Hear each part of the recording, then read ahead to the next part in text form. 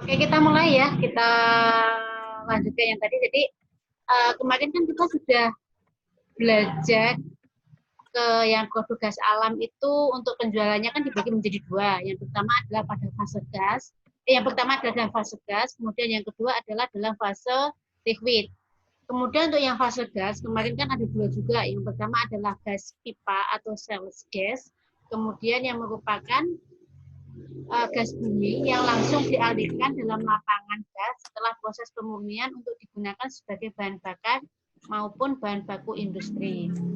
Di sini dia mempunyai spesifikasi tertentu. Spesifikasi tertentu itu seperti apa? Biasanya dia akan merujuk pada dari mana peminatnya. Jadi kalau industri berarti dia akan mempunyai spesifikasi khusus yang harus dipenuhi.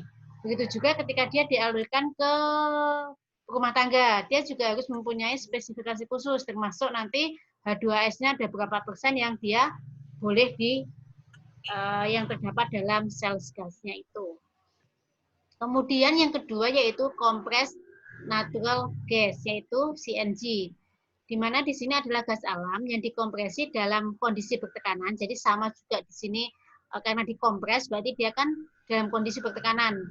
Disimpan dalam tangki bertekanan tinggi. Di sini antara 20 sampai 250 MPa atau sekitar 200 sampai 250 bar. Kemudian di sini untuk yang CNG ini dia terdiri dari metan sebagai komposisi utamanya dan sejumlah komponen hidrokarbon lain seperti etan dan propan. Kemudian sama juga seperti LPG karena kan dia kalau gas itu kan biasanya dia kecenderungannya tidak berbau ya. Jadi di sini dia ditambahkan merkaptan yang berupa sulfur untuk mendeteksi kebocoran. Jadi kan kalau ada kebocoran kita akan tahu bahwa dengan mencium bau yang khas dari merkaptan atau H2S-nya. Kemudian kalau sales gas tadi dia spesifikasinya tergantung dari spesifikasi apakah dia untuk rumah tangga atau industri. Kalau yang untuk kompres natural gas ini dia spesifikasinya sesuai dengan Ditjen Migas. Kemudian untuk gas pipa atau sales gas. Di sini adalah spesifikasi dari gas pipa, di mana untuk metan dia mempunyai kadar minimum 75. Jadi untuk sales gas itu dia bisa dibilang sales gas itu dia ketika dia mempunyai metan 75%.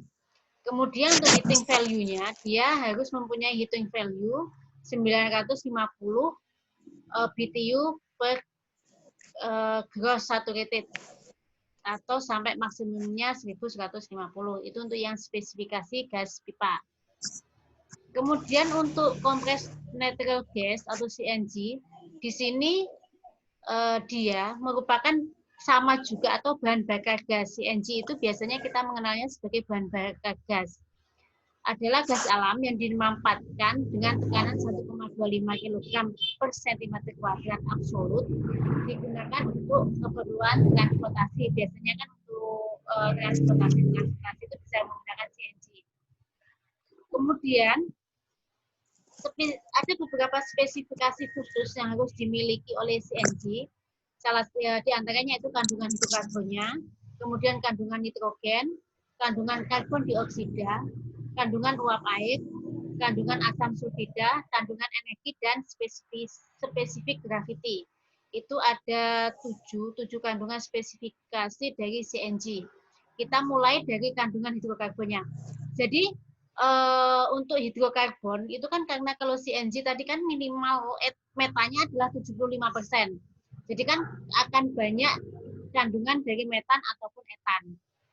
Di sini metan dan etan merupakan komponen utama dari BBG atau bahan bakar gas tadi, di mana dalam ruang bakar akan terjadi pembakaran yaitu reaksi antara hidrokarbon dengan oksigen yang disertai pembebasan kalori.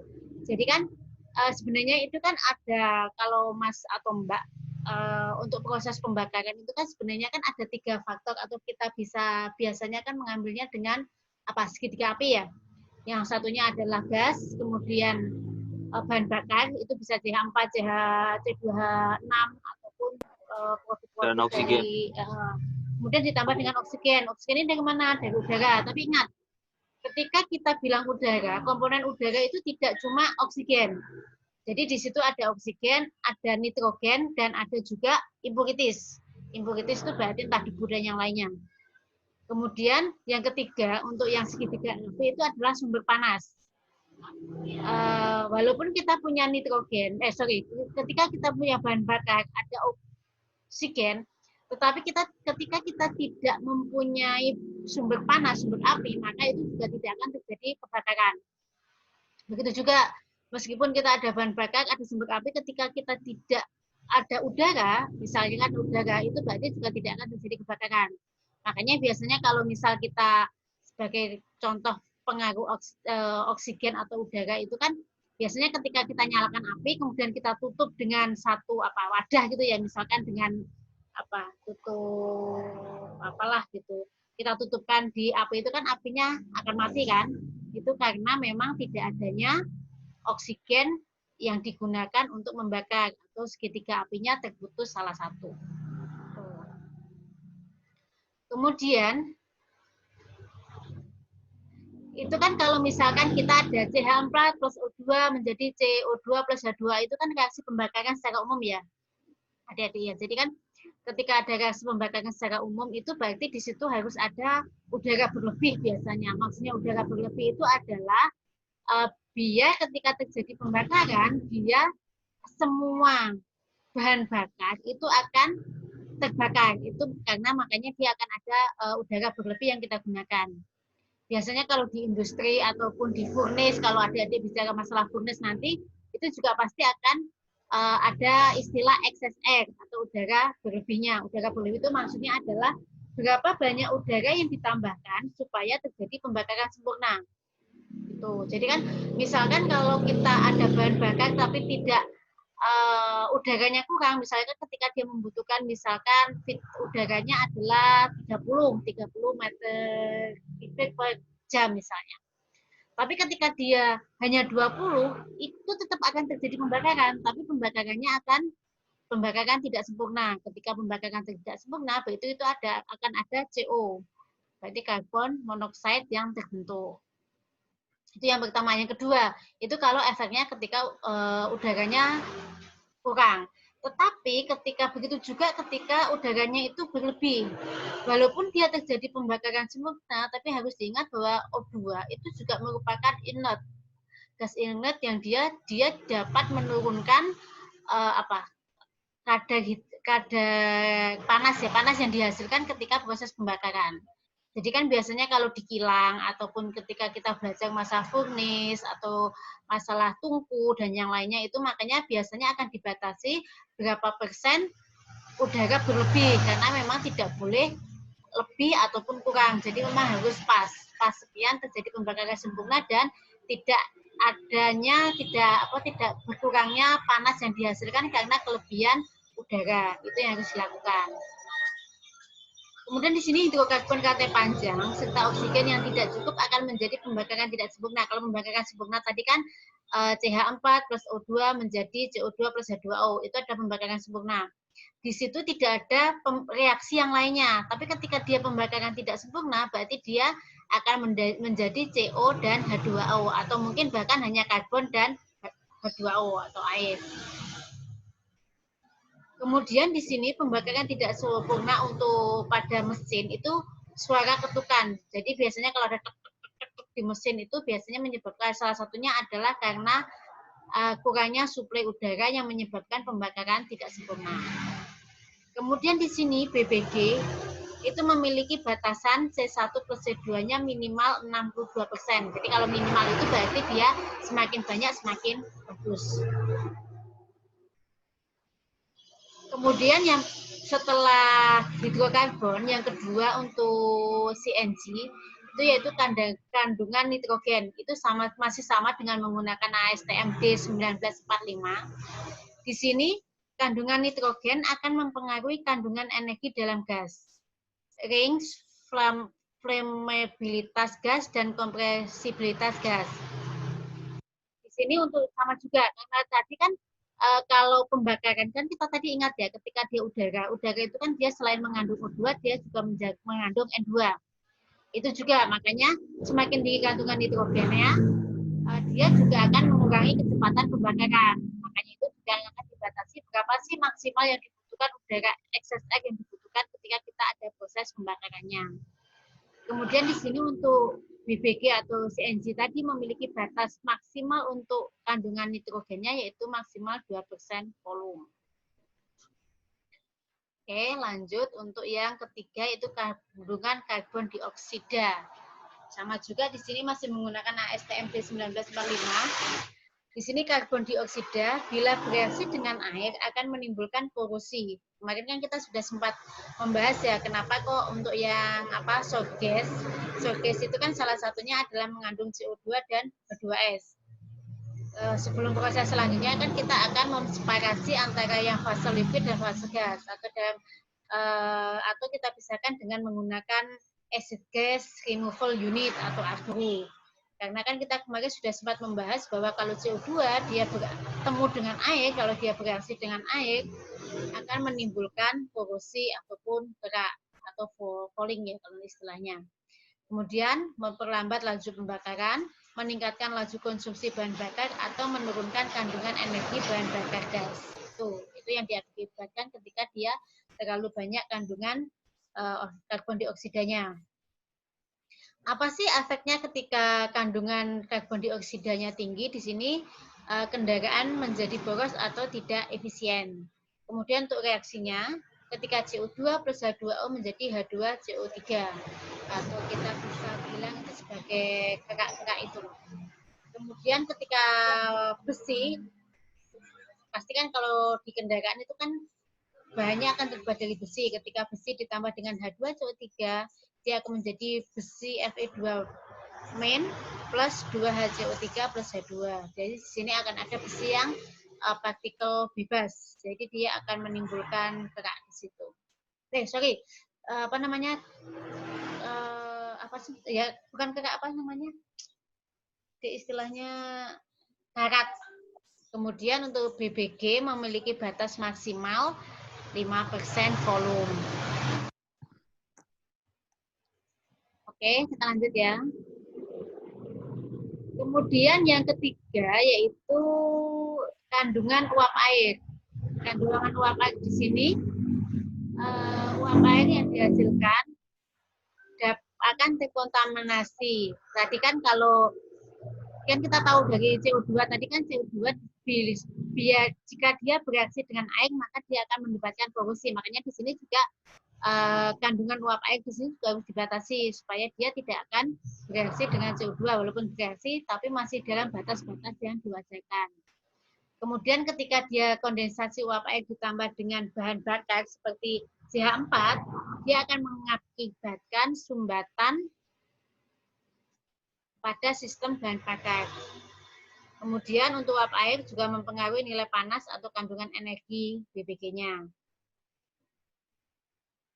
Di sini adalah untuk mengantisipasi terbentuknya kondisi uap air, di sini harus tekanan tangki penyimpanan BBG bertekanan lebih kecil 248 atm. Itu syaratnya. Kemudian untuk batas maksimal sendiri untuk uap air di sini maksimalnya adalah 0,035% volume. Itu sangat kecil ya, masih di bawah 0,0 masih 0, di bawah 0,1 ini 0,035 untuk kandungan uap air yang diperbolehkan. Kemudian selanjutnya yaitu kandungan asam sulfida. Asam sulfida di sini untuk analisanya dia menggunakan ASTM D2385. Di sini untuk kandungan asam sulfidanya, sulfid ini dalam gas mengakibatkan produk hasil pembakaran itu yaitu SO2 dan SO3. Kemudian ketika dia bereaksi dengan air, dia akan mengakibatkan korosi pada peralatan. Itu sebenarnya sama juga. Kenapa kan pasti kan kalau yang namanya H2S itu walaupun pasti dia ketika bertemu dengan air, dia akan menyebabkan korosi. Untuk batas maksimalnya untuk asam sulfid ini maksimal adalah 14 ppm volume. Jadi cuma 14 ppm yang diperbolehkan. Kemudian selanjutnya yaitu kandungan energi. Kandungan energi itu kita bisa menganalisanya dengan menggunakan ASTM D3588. Kandungan energi itu biasanya kita sebut juga sebagai nilai kalor. Kandungan berapa banyak kalor yang dimiliki oleh suatu gas atau DPG-nya. Kemudian untuk kandungan energi ini merupakan jumlah energi yang masuk ke dalam mesin kendaraan. Yang mana makin tinggi kandungan energi dalam bahan bakar, itu akan menunjukkan semakin baik kinerja dari mesin. Kemudian di sini untuk perhitungannya, di sini nilai energinya itu yaitu X1 itu adalah fraksi dari komponennya, H1 itu adalah berapa banyak energi yang dimiliki. Jadi nanti totalnya adalah X1, H1 sampai dengan Xn, Hn.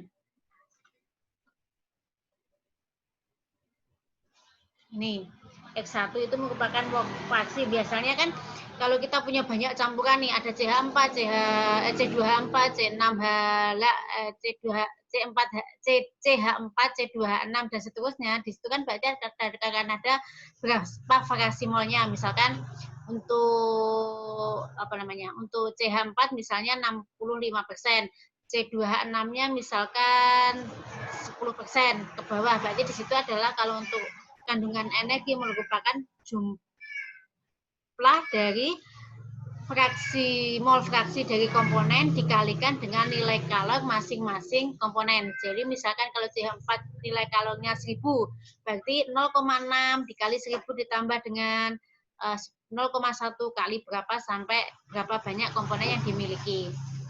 Kemudian untuk nilai kalor ini dihitung pada 60 derajat Fahrenheit dengan tekanan 14,7 PSIA. Itu berdasarkan berdasarkan standar yang dikeluarkan oleh ASTM D3588. Untuk nilai-nilainya itu bisa dilihat pada tabel physical constant. Untuk BBG sendiri, dia mempunyai batasan minimal untuk kandungan energi sebanyak 44.000 kJ per kilogram. Itu untuk batasan maksimal dari batasan minimal dari kandungan energi dari BBG.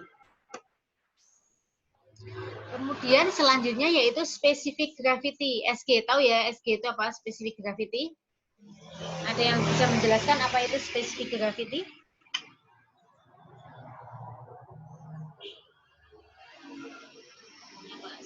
Specific gravity itu apa?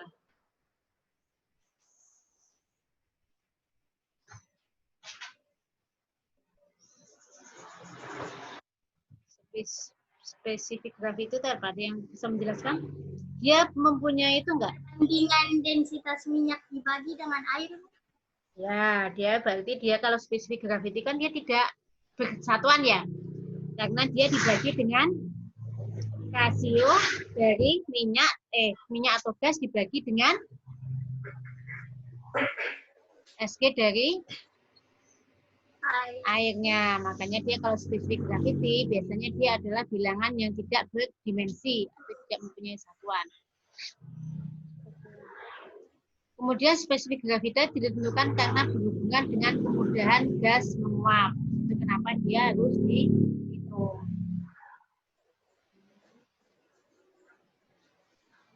Kemudian untuk rumus dari penghitungan spesifik gravity itu sama juga kalau tadi sebelumnya dia untuk kalor tadi adalah mol dikali dengan berapa banyak nilai kalor dari komponen tersebut. Untuk yang spesifik gravity itu sama juga. Jadi untuk rumus perhitungannya itu adalah X1 dikali G1, X2 ditambah X2 kali G2 sampai dengan Xn dikali dengan Gn. Di mana untuk X1 itu adalah mol fraksi komponen, sama juga untuk G1 adalah spesifik gravity dari masing-masing komponen. Di sini untuk spesifik gravity itu dihitung pada 60 per 60 derajat Fahrenheit. Untuk tabelnya bisa dilihat dari physical constant. Untuk tabel physical constant itu biasanya akan ada berapa kalornya, kemudian berapa spesifik gravity dari masing-masing komponen.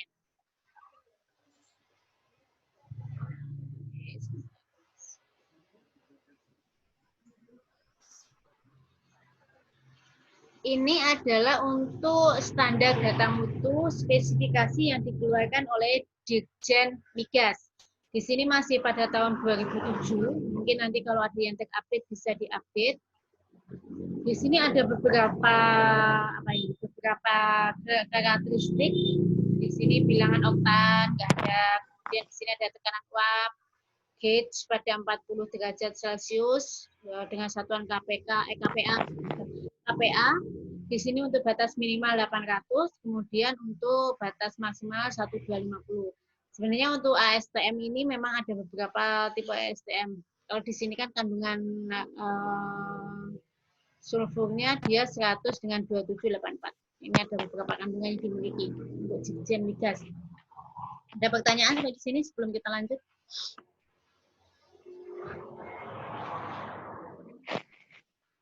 Ada pertanyaan kan? Sudah masuk semua ini? 14 ya? Iya Ibu, semua Ibu.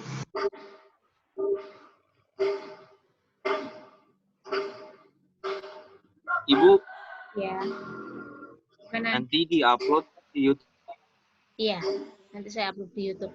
Saya tak, karena ini kan ada beberapa apa namanya, kepotong-potong kan, karena kan 45 menit kita berhenti kan masalahnya. Jadi nanti itu, nanti nggak apa-apa, nanti saya gabung dulu baru nanti kita di-upload.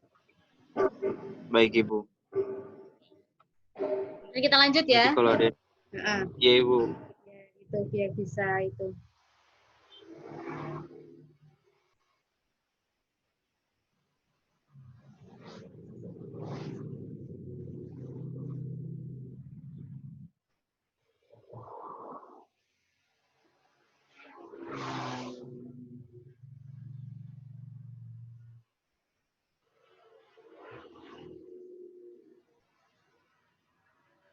Kemudian kita lanjut untuk produk gas alam. Kalau tadi dalam fase gas, sekarang kita lanjut untuk yang dalam fase cair.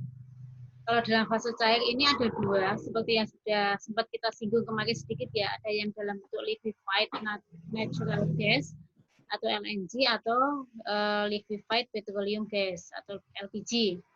Kemarin kita sudah banyak ngobrol banyak tentang LPG, gimana cara pengemasannya, kemudian kenapa dia harus dalam kondisi tekanan lebih tinggi. Di sini untuk yang LNG, karena dia liquefied, berarti dia adalah dicairkan, diliquidkan, maksudnya kan seperti itu. Jadi dia dalam kondisi gas, kemudian dia dikompres, ditekan sehingga dalam kondisi dia dalam kondisi cair. Salah satunya adalah kenapa dia didistribusikan dalam kondisi cair, salah satunya adalah supaya dia lebih mudah dalam mentransportasikan kalau dia dalam jarak yang jauh. Itu yang pertama. Yang kedua adalah akan lebih banyak volume yang didapatkan. Karena kan apapun ketika dia dikompres atau ditekan, otomatis dia akan semakin banyak. Sama juga ketika kita punya kita punya tepung lah, misalkan tepung. Ketika kita punya 1 kilo gitu kan, ketika kita tekan itu kan otomatis dia akan semakin mampat kan, akan misalkan 1 kaleng itu kita tekan gitu, kalau tanpa kita tekan kita butuh 1 kilo gitu kan, ketika kita press gitu kan pasti kita akan lebih dari 1 kilo, bisa 2 kilo, 3 kilo sesuai dengan berapa banyak yang bisa ditampung kan, seperti itu. Kemudian untuk yang liquefied natural gas di sini merupakan gas metan dengan komposisi 90% metan dan dicairkan pada tekanan atmosferik pada suhu minus 163 derajat Celcius. Jadi di sini dia didinginkan sampai dia tekanannya dijaga tetap di atmosferik, tapi dia didinginkan pada suhu negatif 163 derajat Celcius. Kalau dalam suhu segitu kan otomatis dia tetap akan berubah fase dari fase gas menjadi fase liquid. Tapi tetap, jadi walaupun dia sebelum dicairkan untuk menghilangkan impurities, tetap dia harus dihilangkan sama yang tidak diharapkan. Sama juga apapun kalau namanya sudah yang siap jual itu tetap impurities itu tetap harus dihilangkan. Kemudian yang kedua yaitu LPG. Kalau yang tadi untuk LNG dia komponen utama adalah metan. Kalau LPG komponen utamanya adalah propan dan butan atau C3 dan C4. Sorry ini C4 bukan C14 ya. C4. Butan itu C4. Jadi C3 dan C4. Kemudian nanti kita lanjut untuk yang LPG-nya. Kita untuk yang LNG-nya dulu. Jadi untuk sifat-sifat dari produk LNG, yang pertama itu dia harus mempunyai kemurnian hidrokarbon tinggi untuk menjamin kualitas maupun kuantitas LNG. Itu yang pertama. Yang kedua, mempunyai kandungan CH4 tinggi untuk menjamin nilai kalori LNG. Jadi dia memang kalorinya dijaga, kan dia tetap akan ada batasannya, batas kalori dan juga ada batas berapa banyak berapa minimal yang harus dimiliki oleh metanya. Kemudian yang ketiga, dia tidak menimbulkan korosi pada peralatan penyimpanan, pengangkutan maupun distribusi dan penyaluran. Tetap kalau tidak menimbulkan korosi berarti harus dijaga berapa CO2-nya, berapa H2S-nya supaya dia tidak menyebabkan karat. Kemudian yang keempat, mempunyai nilai kalori tinggi bila LNG digunakan sebagai bahan bakar. Yang keempat. Kemudian yang kelima, untuk sifat-sifat LNG, produk LNG tidak boleh mengendap pada sistem penyimpanan berupa hidrokarbon berat. Jadi LNG ini ketika disimpan, dia tidak boleh mengendap. Kalau biasanya mengendap itu kan hidrokarbon berat, ya berarti kan dia sudah C4, C7, C8 ke atas itu kan. Kemudian harus mempunyai tekanan watt yang cukup agar tidak membahayakan keselamatan dan penyimpanan, pengangkutan maupun pendistribusian. Jadi di sini sama juga sebenarnya untuk LPG, LNG, dia ketika dia disimpan berarti dia harus mempunyai tekanan yang kuat, tekanan yang cukup untuk dia ada di dalam tabung tersebut. Oke, nanti ini akan berakhir 10 menit lagi ya. Setelah kita berakhir 10 menit, kita break 10 menit ya. Nah, jadi nanti kita break dulu. Setelah ini stop, kita break 10 menit, baru nanti join lagi ya. Nanti berkabar di WA aja, Ibu. Oke, siap.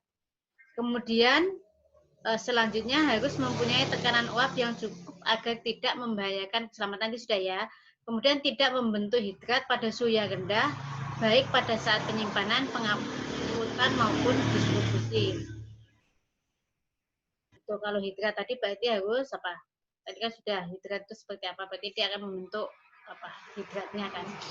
Kemudian pada pembakaran LNG harus bersih dan tidak mencemari udara. Di sini juga termasuk tidak ada gas-gas impurities yang melebihi ambang batas yang diperbolehkan sebagai spesifikasi dari produk LNG.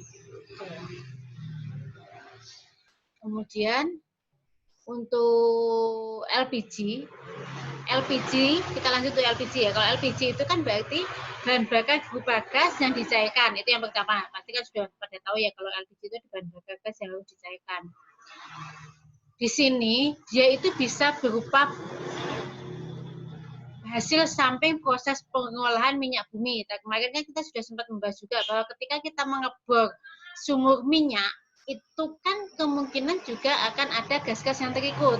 Karena kan kita kemarin juga sudah tahu bahwa ketika kita mengebor di lapisan tanah, pertama yang akan kena itu adalah gas dulu, baru dilanjutkan ke minyak. Makanya kan ketika kita mengambil minyak, otomatis akan banyak, ada kemungkinan akan ada gas yang terikut. Ketika diikut itu, maka awalnya ada separasi, proses pemisahan dari fase gas dan liquid. Yang gasnya kalau memang dia banyak mengandung C4, C3, C4, kita bisa proses menjadi LPG. Kemudian yang liquidnya, dalam fase liquidnya atau bottomnya bisa ke next proses untuk yang pembuatan, entah itu bensin, petroleum, dan yang lainnya. Kemudian yang kedua, dia dapat juga dari pengolahan gas alam. Memang dia sengaja dipisahkan untuk membuat produk LPG. Kemudian, LPG sebagai bahan bakar digunakan baik untuk keperluan rumah tangga maupun untuk keperluan industri. Kalau rumah tangga kita sudah banyak tahu ya, konversi dari minyak tanah ke LPG. Kalau untuk yang industri itu memang untuk bahan-bahan bakar sebagai apa? Untuk dia sebagai di utilities-nya, untuk pakai itu untuk steam ataukah yang lainnya, atau biasa industri rumah tangga dan yang lainnya. Kemudian untuk sifat-sifat LPG mempunyai nilai kalori tinggi dibandingkan dengan bahan bakar rumah tangga lain. Di sini untuk bahan bakar rumah tangga lain itu maksudnya adalah minyak bumi. Ya, minyak tanah, kemudian ada bahan bakar kayu. Kalau dulu kan kita pakai kayu atau batu bara. Itu LPG itu mempunyai nilai kalori yang lebih tinggi. Dari mana kita membuktikan bahwa nilai kalorinya lebih tinggi yang kelihatan dapat kita lihat secara langsung aja itu kan untuk nyala api. Biasanya adalah kalau kita tahu range nyala api itu kan semakin dia berwarna biru itu kan mempunyai panas yang lebih tinggi. Kalau merah semakin merah itu dia mempunyai panas yang lebih rendah. Dari sini kan kita akan tahu bahwa LPG di sini dia mempunyai nilai kalori yang lebih tinggi. Sama juga kalau sudah masalah penyimpanan, otomatis kan kita tidak boleh ada korosi dan yang lainnya. Karena kan bayangkan aja ketika ternyata kita memproduksi LPG dengan kadar H2S yang masih tinggi. Dengan kadar H2S yang masih tinggi nanti terjadi korosi, terus terjadi kebocoran, itu kan sangat berbahaya. Iya kalau nggak apa-apa kalau kebocoran hanya bocor aja. Kalau dia sudah ketemu dengan nyala api atau titik api, maka akan terjadi ledakan, itu yang dihindari. Dia tidak boleh terjadi endapan atau hidrat, berarti tidak boleh ada H2O-nya, harus ada batas H2O minimalnya atau WAKX minimal yang harus maksimal yang harus ada pada LPG. Kemudian LPG harus mempunyai tekanan udara yang cukup untuk tidak membahayakan keselamatan, sama juga seperti LNG apapun LNG tadi juga dia harus mempunyai batas mempunyai tekanan uap yang cukup untuk proses penyimpanannya. Sama juga di sini dia juga di LPG tidak boleh mencemari udara. Karena jangan sampai ketika kita awalnya kita punya ide ingin mengurangi emisi dari pembakaran tidak sempurna masih seperti batu bara minyak kayu dan yang lainnya, tapi kemudian ketika kita menggunakan LPG sama aja kita masih menghasilkan pencemaran udara yang tinggi kan, sepertinya percuma juga gitu. Akhirnya kan tetap kita untuk zero emisi yang kita gaungkan kan akhirnya seperti percuma kalau kita tidak bisa menekan pencemaran udaranya. Kemudian untuk jenis-jenis LPG kemarin kita juga sempat membahas. Jadi jenis LPG itu ada dua, propan, butan, dan mix. Kalau propan itu berarti C3, kalau butan itu berarti C4, kalau mix itu berarti gabungan antara propan dan butan. Kapan kita memilih LPG propan, butan, atau mix? Biasanya itu adalah tergantung dari permintaan. Tapi yang paling banyak dijual di pasaran itu biasanya adalah LPG mix atau LPG antara campuran butan dan propan. Ini adalah komposisi dari masing-masing LPG. Untuk propan, otomatis namanya juga LPG propan. Dia di sini akan ada lebih banyak C3-nya. Di sini C3-nya sampai mencapai 95% volume. Itu untuk yang propan. Kemudian untuk butan namanya juga LPG butan, berarti di sini akan lebih banyak butannya. Butan di sini yang banyak dipakai adalah M-butan, normal butan, yaitu dengan komposisi 97,5% volume untuk yang butan. Kemudian yang ketiga yaitu adalah antara C3 dan C4, berarti di sini campuran antara C3 dan C4.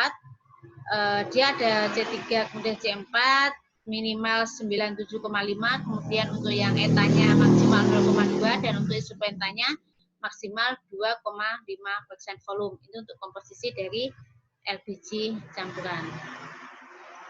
Ini daftar pustaka yang dipakai, nanti mungkin bisa dibaca-baca ketika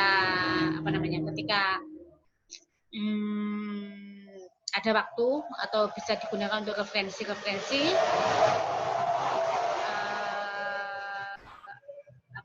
untuk kalau memang nanti ada misalkan dia nggak paham atau apa bisa diambil dari referensi ini. Ada pertanyaan sampai sini?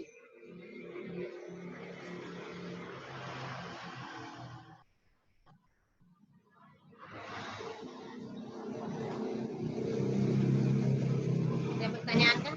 Sebelum nanti kita stop karena tinggal 2 menit juga. Kemudian nanti kita break 10 menit ya, baru kita lanjut. Atau nanti Ya, saya Ibu. WA ke Mas Endi-nya. Ada pertanyaan sampai di Ya, sini? baik, Ibu.